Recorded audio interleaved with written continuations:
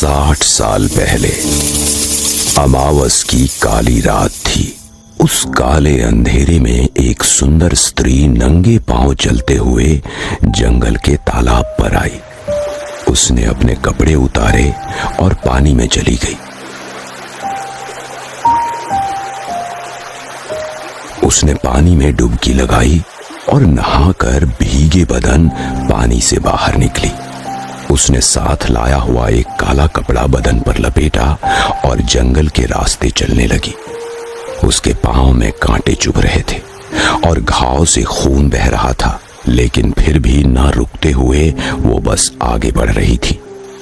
कुछ ही देर में वो एक पीपल के पेड़ के नीचे पहुंची। रात के अंधेरे में वो पेड़ काफी डरावना लग रहा था। उसने अपना माथा पेड़ से चिपकाया और कुछ भयानक मंत्रों का उच्चारण करने लगी।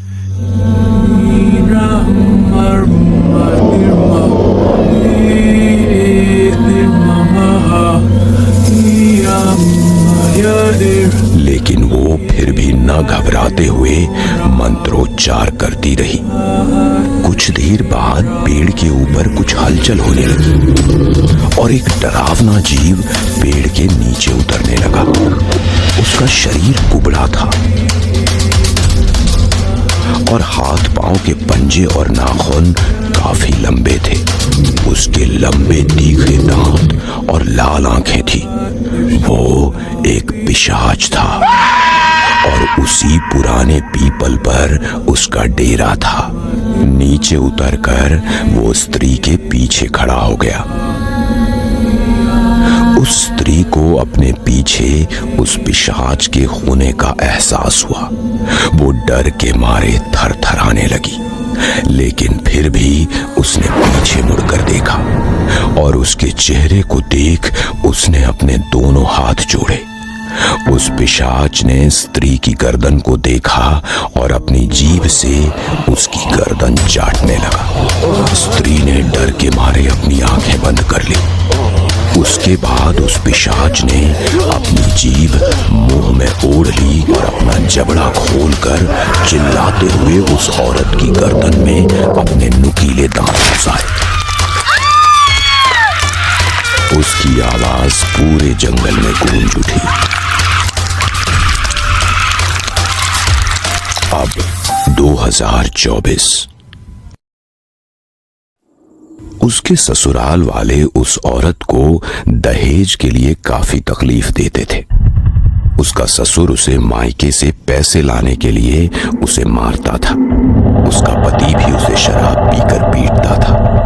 उसकी सास उसे बालों से पकड़कर गंदी गंदी गालियां देती थी। लेकिन फिर भी वो औरत अपने मायके से पैसे लाने नहीं गई, क्योंकि वो जानती थी कि उसके घर वालों के पास 2 वक्त के खाने तक के पैसे नहीं हैं।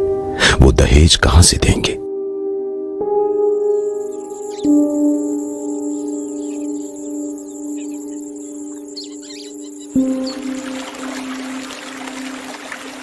इसी बात पर उसके पति और उसके सास ससुर ने उसे कुएं में धकेल दिया और वो औरत पानी में डूबने लगी।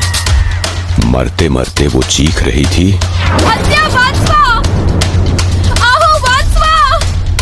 मतलब सासू माँ बचाओ, एजी बचाओ। लेकिन वो दोनों उसे सिर्फ तड़पते हुए देखते रहे और फिर वो पानी में डूबकर मर गए। उसके मरने के बाद बस कुछ 7-8 दिन में ही उन सभी लोगों की लाशें उसी कुएं में तैरते हुए मिली। लोग कहते हैं कि उसी औरत की आत्मा ने उन्हें कुएं में डुबोकर मार डाला और तब से लोग उस कुएं की तरफ भूल कर भी नहीं भटकते हैं। सुशांत अपने दोस्तों को डरावनी आवाज में यह किस्सा बता रहा था। अजय, सुशांत, विकास और चंदू चारों दोस्त रात में एक साथ बैठे थे और सुशांत बाकियों को यह डरावनी घटना बता रहा था। वो तीनों ही ये घटना सुनकर हैरान रह गए थे, पर चंदू नास्तिक था। वो ना भगवान को मानता था न शैतान को। उस औरत के साथ जो हुआ वो बहुत बुरा हुआ, लेकिन मैं ये मानने के लिए बिल्कुल भी तैयार नहीं हूं कि उस औरत के ससुराल वालों को उसके ही आत्मा ने मार डाला। और उसकी आत्मा अभी भी उस कुएं में रहती है। अरे भाई, सच में उस औरत की आत्मा उस कुएं में रहती है और रात में जो भी उस कुएं पर जाता है उसे उस आत्मा की आवाजें सुनाई देती है। वो कहती है, आत्या मला वाचवा, मामा मला वाचवा, आहो मला वाचवा। तूने खुद वो आवाज सुनी है क्या?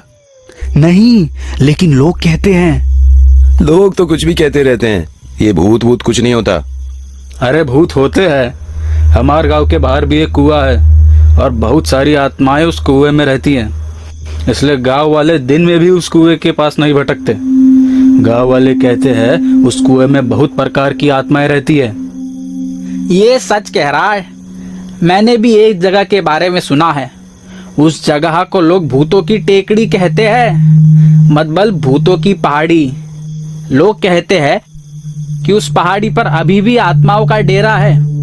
उस पहाड़ी पर आत्माओं का डेरा तब से जम गया है जब से उस पहाड़ी के कुएं में एक बूढ़ा डूबकर मर गया था। ऐसा कहते हैं वो बूढ़ा अपने बेटे और बहू पर बोझ बन गया था। वो दोनों बूढ़े का बिल्कुल भी ध्यान नहीं रखते थे, इसलिए बूढ़े ने पहाड़ी पर जाकर कुएं में अपनी जान दे दी। अब ये पता नहीं कि उस बूढ़े ने अपनी जान दी या फिर उसके बेटे और बहू ने उसे कुएं में ढकेल दिया। पर उसकी मौत के बाद उसकी आत्मा उस कुएं में ही रहती है और लोग उस कुएं की तरफ जाने से भी डरते हैं। और अब वो पहाड़ी सुनसान हो गई है। उस पहाड़ी पर घना जंगल है, इसलिए ट्रैकर्स भी उस तरफ जाने से डरते हैं, क्योंकि उस पहाड़ी पर ट्रैकिंग के लिए गए हुए 2 से 4 ट्रैकर्स भी उस कुएं में डूबकर मर गए हैं। अच्छा, और है कहाँ ये भूतों की पहाड़ी? हमारे शहर से लगभग 70 से 80 किलोमीटर पर है। ऐसा कहते हैं कि उस कुएं में तांत्रिक पकड़ी हुई आत्माएं छोड़ देता है और उन आत्माओं को उस कुएं में कैद कर देता है। इसलिए उस कुएं में ना जाने कितनी आत्माएं कैद है। वो जगह सुनसान है, इसलिए तांत्रिक उसी कुएं को महत्व देता है। और आसपास 4-5 किलोमीटर के घेरे में भी कोई गांव नहीं है।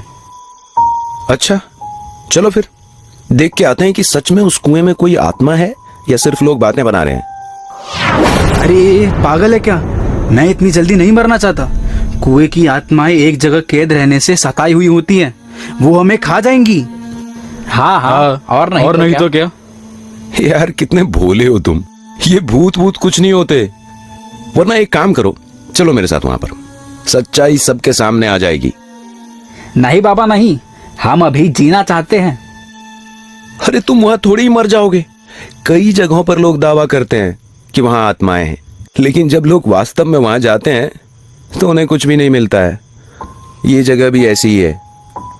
हम एक रात उस पहाड़ी पर जाकर आएंगे और फिर आप सबका अंधविश्वास दूर हो जाएगा। नहीं। अच्छा, तो मेरे साथ उस कुएं तक चलो। मैं अकेला ही उस कुएं में देखूंगा, तुम दूर रहना।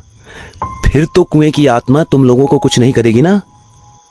काफी समझाने के बाद चंदू सभी को भूतों की पहाड़ी पर जाने के लिए मना लेता है, लेकिन शर्त ये थी कि वे सभी कुएं से दूर खड़े होंगे और चंदू अकेला उसके पास जाएगा।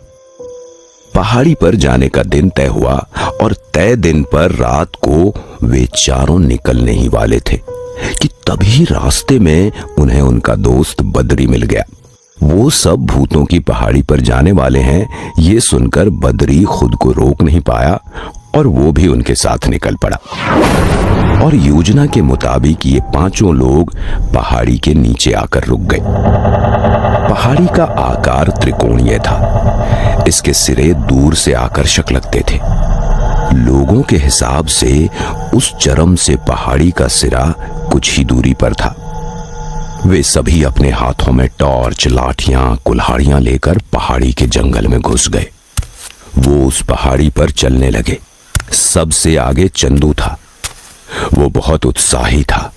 वो जल्दी से उस कुएं को देखना चाहता था और वो ये साबित करना चाहता था कि लोगों द्वारा सुनी गई घटनाएं केवल अफवाहें थीं।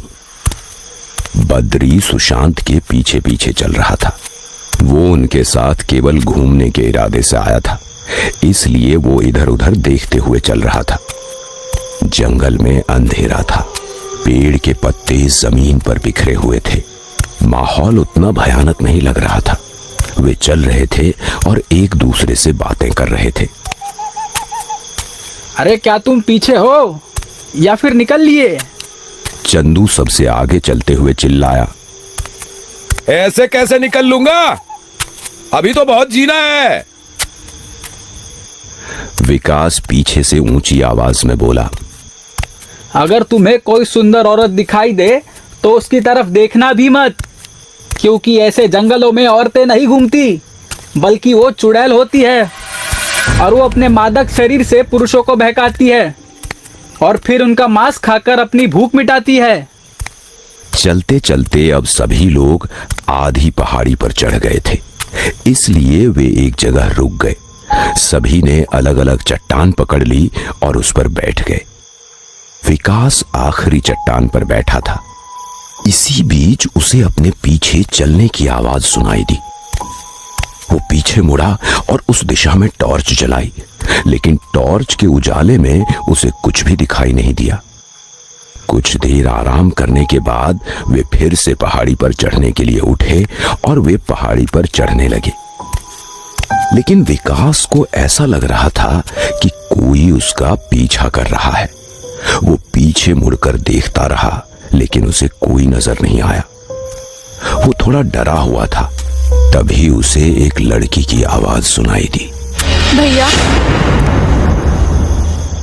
जब वो पीछे मुड़ा तो उसके पीछे कोई नहीं था। उसने सोचा कि ये उसका वहम होगा, इसलिए वो वैसे ही चलता रहा। तभी उसे पीछे से फिर एक लड़की की आवाज सुनाई दी, विकास, मुझे भूख लगी है। विकास ने पीछे मुड़कर देखा, लेकिन इस बार भी कोई नहीं था। जब से वो पीछे रुका था, उसे लग रहा था कि कोई उसका पीछा कर रहा है। वो पीछे देखते देखते कुछ कदम पीछे रह गया था, इसलिए वो तेजी से आगे बढ़ गया। लेकिन तभी किसी ने उसका बायां हाथ पकड़ लिया। वो कांप उठा और अपने हाथ की ओर देखने लगा। सिर पर 2 सींग वाली एक लड़की थी। लड़की ने उसकी ओर देखा और कहा, भैया, मुझे भूख लगी है। और उसने उसके हाथ पर काट लिया। सभी ने डर के मारे विकास की ओर देखा। वो अपनी कलाई पकड़कर चिल्ला रहा था। उसकी आंखें बंद थीं। उसके आगे चल रहा बद्री उसके पास आया। क्या हुआ विकास? उस समय तक सभी लोग विकास के पास पहुंच चुके थे। वो इधर उधर लड़की को ढूंढते हुए पागलों की तरह बोला, ती पोरगी। अरे कौन सी लड़की? वहां एक लड़की थी। उसके सिर पर 2 सींग थे। उसका चेहरा सफेद, कुछ कुचला हुआ था। काली आंखें, कांटेदार दांत थे। उसने मुझसे कहा, भैया, मुझे भूख लगी है, और उसने मेरी कलाई काट ली। कौन थी वो लड़की? क्या सच में भूतों की पहाड़ी पर आत्माओं का कुआं है?